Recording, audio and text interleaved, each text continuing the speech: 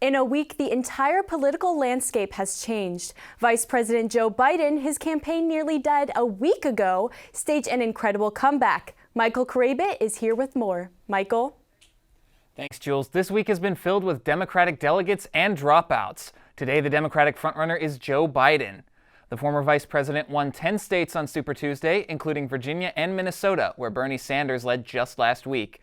Now Biden is leading nationwide in both the popular vote and the delegate count, bringing him much closer to the nomination. We need a president who can fight, but make no mistake about it, I can fight. But look, we need as badly, someone who can heal.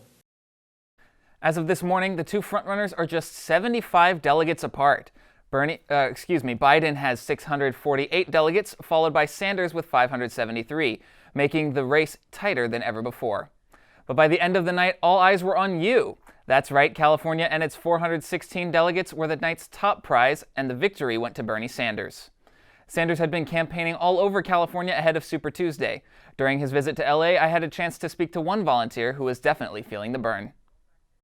He demands that we think bigger than just one candidate or one election or even just what's in it for us personally. He, I think, is a once-in-a-lifetime candidate. Please don't give up. This is an important election. This is one of the most important elections I think we'll have in a long time. Sanders is popular with young voters, but they did not show as much support on Super Tuesday. Across the country, the number of voters ages 17 to 29 dropped from 2016. According to the Washington Post, only 1 in 8 voters were between the ages of 18 and 29, and about 2/3 of the votes came from people 45 and over. Before Super Tuesday, Pete Buttigieg and Amy Klobuchar suspended their campaigns and threw their support behind Joe Biden. And after spending over $500 million of his own money, former New York Mayor Mike Bloomberg also dropped out after disastrous debate and primary performances. The final dropout of the week comes from the only woman left in the race, Elizabeth Warren. She announced the end of her campaign with an emotional speech outside of her home in Massachusetts. I will not be running for president in 2020. I say this with a deep sense of gratitude for every single person who got in this fight, every single person who tried on a new idea, but I guarantee I will stay in the fight for the hardworking folks across this country who've gotten the short end of the stick over and over. And where will the delegates awarded to those candidates go? Well, they'll be divided among the remaining candidates at the Democratic National Convention in Milwaukee this July. But of course, election season is far from over. Next week, 10 more states and territories will cast their votes for the nominee. And shortly after that, the final Democratic debate will take place. That's been your political update. I'm Michael Karabit. See you all next week.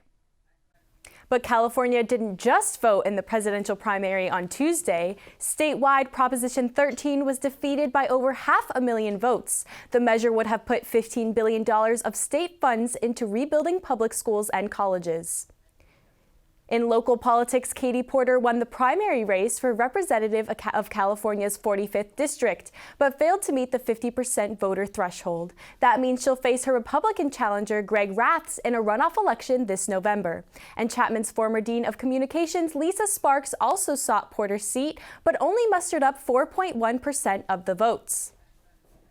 Officials are investigating LA's new voting system that resulted in long lines at polling booths. Los Angeles voters had to wait anywhere from 2 to 4 hours to cast their votes. Officials say the lack of computer check-in stations as well as technical problems caused the delay, and supervisors pushing to find out why. There are no plans yet for an official investigation. And Orange County gets a gold star for voter turnout.